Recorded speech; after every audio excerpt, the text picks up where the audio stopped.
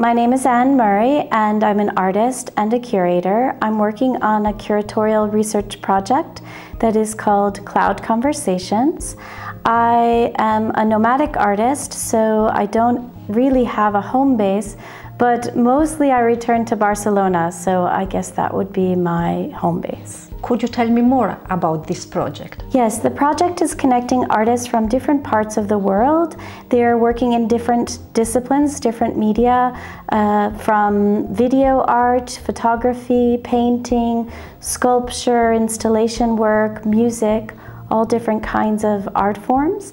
And they're working on different themes. The themes are to do with xenophobia, sexism, racism, Islamophobia, all kinds of global issues, including climate change. How did you become an artist? I don't know if I would say that I became an artist. I would say that always throughout my life I was very curious and reflective, and I spent a lot of time isolated, alone, just creating things, and people started to call me an artist, and that's how it happened. And how I became a curator was really, I had an interest in connecting different artists together because I saw that when you put their different artists' work together, it's like the work itself has a conversation amongst other works. And I thought it would be interesting to start to connect the artists and have them have conversations, and it stimulates new work and also makes artists feel like they are not alone. They're working in different parts of the world on similar themes, and they feel bolstered by that. They really feel more support. Are there some moments or some experiences that really determined or influenced who you are now? I was the only girl, I was the youngest, and as I said, I spent a lot of time alone because also my brothers were a lot older than me. I think that when you live like that, you spend a lot of time reflecting and thinking and kind of developing different ideas. My father read poetry at the dinner table a lot, and I really loved poetry. And I guess that really influenced my development of the way that I thought and interacted with the world and reflected upon it. My father died when I was 13, and I think that that really changed my life a lot because it made me realize how important it was to actually seek the things that you really care about and to try new things that you're afraid of. Because life is short, and it really made me aware of that and aware of the fact that the only thing that we can really rely on and count on in life is change. Things will change. People will live or die, or nature will change, everything around you will change. And once you embrace that, it really makes life a bit simpler and easier, because even if you're in the most difficult turmoil, you know it can't happen forever. Who are you as an artist? I create video poetry, so I often go to different countries, staying at artist residencies. I make proposals for different ideas that are related to different things that are going on in current events in those countries. Sometimes political issues, sometimes more personal issues. And I write poetry, I record my voice, and I put that together with imagery. And the imagery often has an abstract connection to the words, so it leaves room for interpretation and room for a bit of your own interaction, what you bring to it. It's a little bit more free. It's not so determined like a play or a movie. It gives you a chance to enter into it and leave and enter again, like poetry itself. I feel like poetry, when you read a line and you read it again, you see it in different ways each time you experience it. And that's what I'm looking for in my work. Why video poetry? What does video add to poetry? I have always been as well a visual artist as a writer. And so it came about naturally. I mean, I was doing really large-scale drawings, painting on drawings, and I started just writing phrases. I didn't really think of them as poems at first. but they became poems. And I realized later, of course, because of my dad, I had been exposed to a lot of poetry. And eventually I took, in my very last semester of graduate school, I took a video class. And I made my first video poem then. And I really loved that combination of things. It really, for me, it gave me everything I needed in the experience of creating a work. You are a nomadic artist. Why nomadic? It's a good question. I think that what happens when you live in different kinds of environments, you're constantly challenged, and challenged in a way where you have to see yourself from the outside and the inside at the same time, because you see the reflection of yourself in other people, how they react to you, how you behave, and you start to have to accept that not all things are the same and your way is not right. It might work in some places, but it doesn't work in all places. And I really, really enjoy this metacognition and having an awareness and making changes. And it really sparks my ideas tremendously about how I want to create work. I'm fascinated by the interaction that I've had with so many different people from different cultures. I feel that it has expanded my mind tremendously, that you actually have many different options as a human being about how you're going to interact with people, how you're going to depend on them, how you're going to embody and embrace the idea of working as a community. And I love it. I love that. So that's why. Is there a place where you have felt a special connection to? Most recently, I was just in Algeria, and I really loved it. I was there for the Mediterranean Biennial of Contemporary Art in Oran. I had a work exposed there, and I was really impressed by the generosity of people and their curiosity, and also that they really felt it was important to understand from the artist what their intentions were, and they asked a lot of really great questions when I was at the exhibit. It was very inspiring as an artist, because often you can have an exhibition and maybe people come to an opening and they're a little bit afraid to ask questions, maybe they're intimidated by the art world, but I didn't find that there. I found there was a thirst for knowledge and a thirst for an idea of what art could be and how far it could go and how it could connect to their own lives, and I loved it. Which was the question that impressed you the most? Somebody asked me about how I came up with the idea for the piece that I showed. The piece that I showed was called Exquisite Exodus, and they really wanted to know why personally I had made the choices of the poem, the things that I said in the poem. Because in the poem I talk about the blue sky and it being a point of reference and something that makes me feel a sense of home. And because the piece is about the Exodus, of course, from Syria, and it's relating my own life and my own experiences to what people go through when they have to leave their homes. I was thinking about, having lived away from any sort of home for many years and traveling from one month to the next to do these projects, of what is my focal point, what is the place where I call home, and what can remind me of that, and what would it be for somebody who had lost everything that was their home. Even the buildings, the cities are destroyed in Syria. And so I thought, it's the blue sky.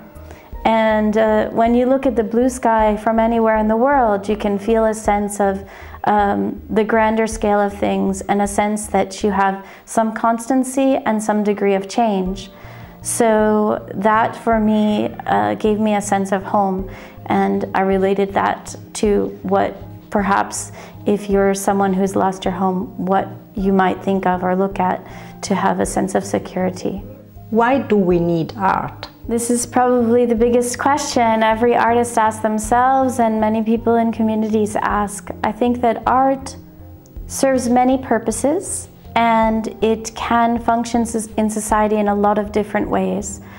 For myself, the way that I've started to use art is to help people to see that they aren't alone, that there are connections between things, to give a voice to the feelings that we have as human beings that we often have trouble expressing, and that we can relate to when we, in theater, in music, in visual art, when you see those feelings expressed, you can expel them and you can move on to the next thing. And that really, that cathartic element of art is very, very crucial. But another element of it is also how you can use your knowledge and your experience of art to look beyond current situations and find solutions.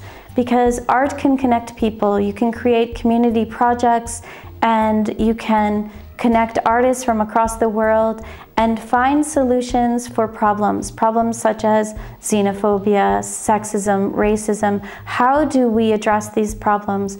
Artists find creative ways to do that and to create dialogues. And so art serves a purpose where we have a gap in society, where there are many things that we look at in the media and we feel hopeless. What can we do?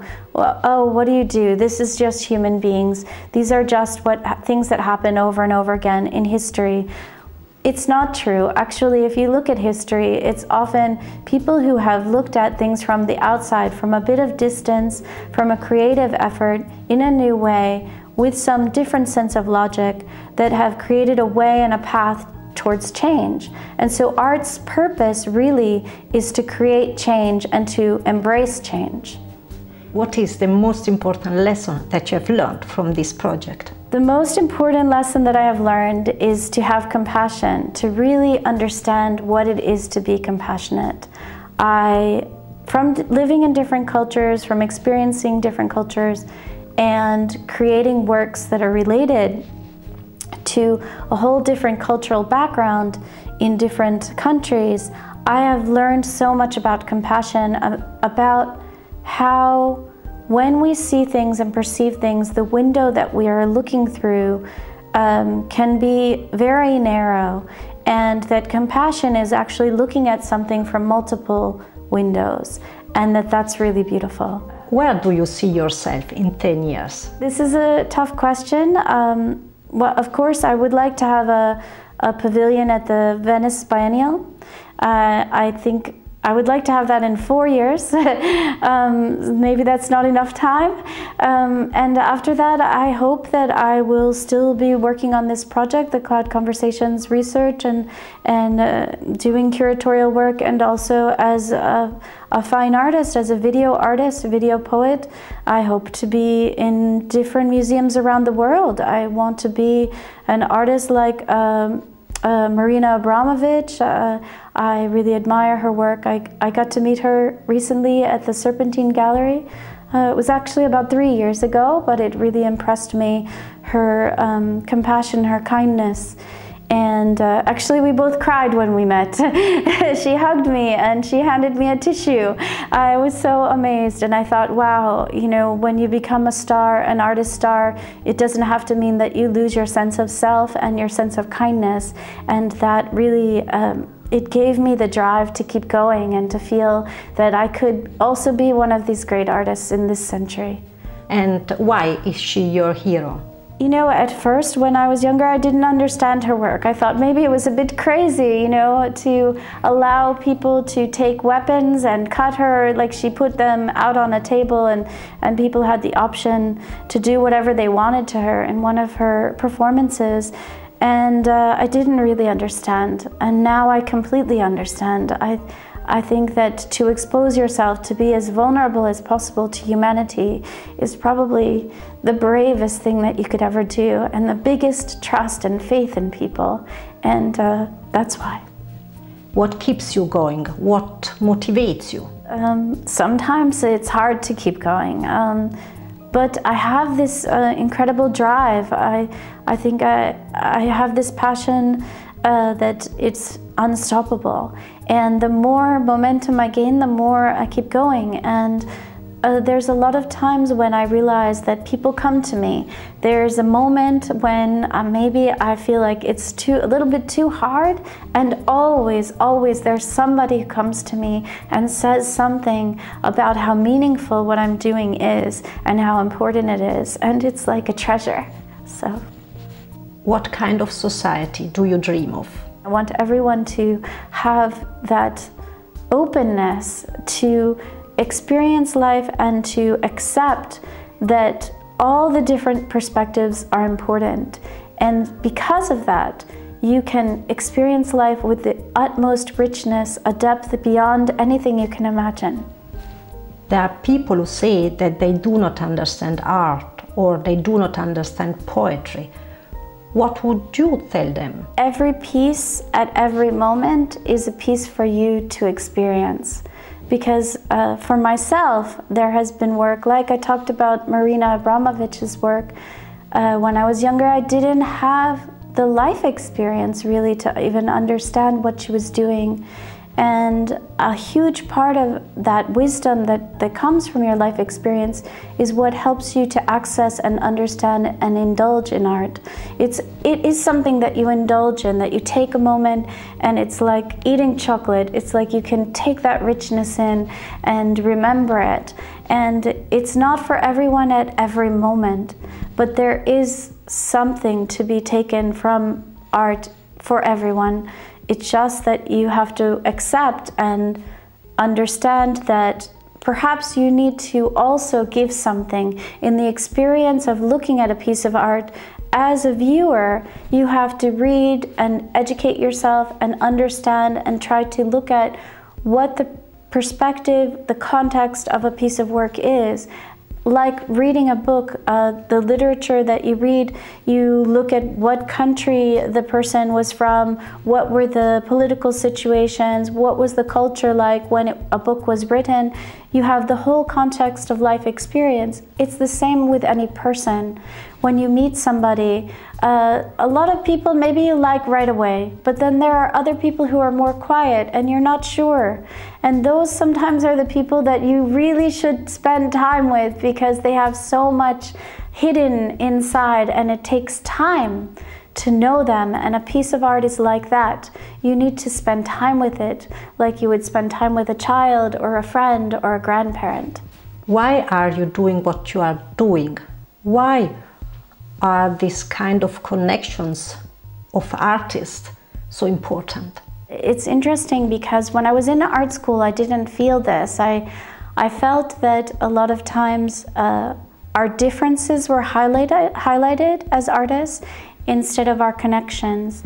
And when you finish school and then you go out into the world and you're alone in your studio, it's hard. It's a difficult process to then connect and understand things. And I think that it really helps artists when they connect with each other, when they see how they see things, how they examine things, how they reflect on the world is similar, and that those things can, as a community working from around the world, create can be a catalyst for change in the world, for society, for good in the world. I mean, of course, you can use it for something negative too. It's a very powerful thing to create a piece of work. We know that. We see that. We see how in some countries artists are put in jail for creating a painting. It's happened in Turkey to a young woman. She'll get almost 3 years in jail for doing a painting. Art is powerful. It's something that we know it's powerful because it taps into and connects with something that's so much from inside of our humanity, of the core of who we are as human beings. It taps into our emotions, our life experiences, all of the things that we care about.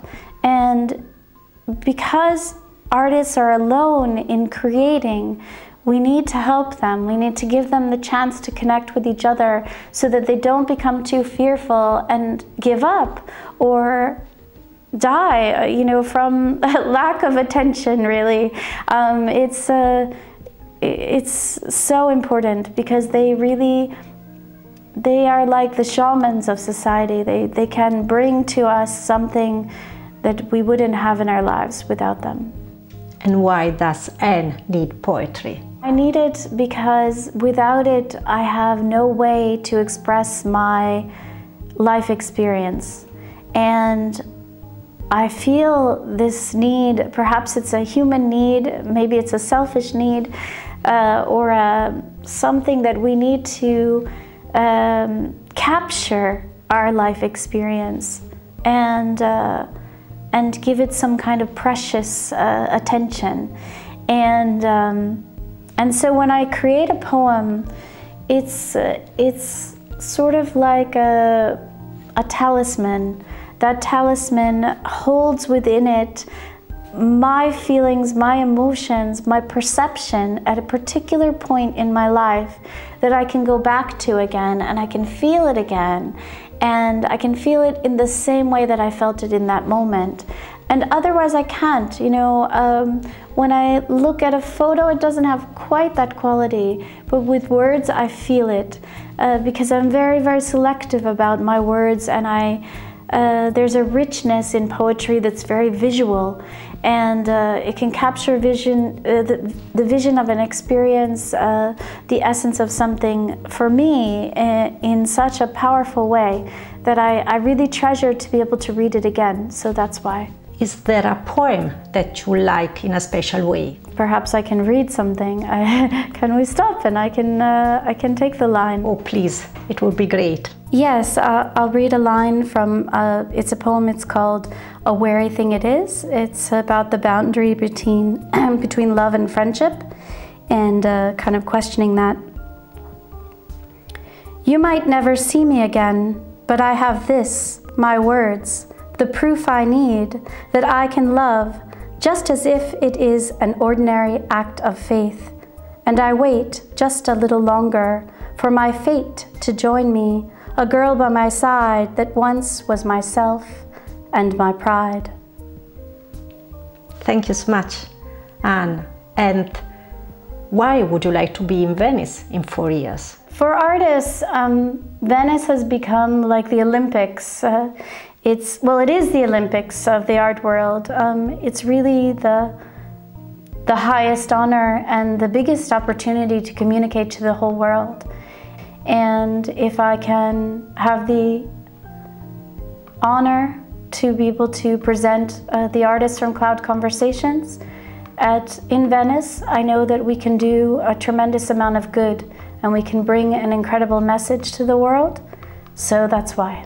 What kind of message? A message about compassion, about understanding, about looking from a different perspective at people, at the world, at the potential of humanity. Do you have a dream? I don't dream anymore. I think of possibilities and how I can achieve them, so they become goals. So I've kind of changed even using that word, dream. I want to go to Venice in 4 years. I want to have the pavilion. I want to be a world-renowned artist that is making a difference in the world, using my skills, my abilities, my talents, my drive and passion, and my compassion to change things and to create a world where people are more connected and they embrace each other, they feel that they have a community always and never feel alone. And yeah, I guess I think that that's about anything anybody could wish for. Thank you so much, Anne, for this conversation. Thank you very much for the opportunity to answer your questions, to talk about my work and about my research project. And thank you for watching. Thank you for sharing. And see you next time again. Ciao.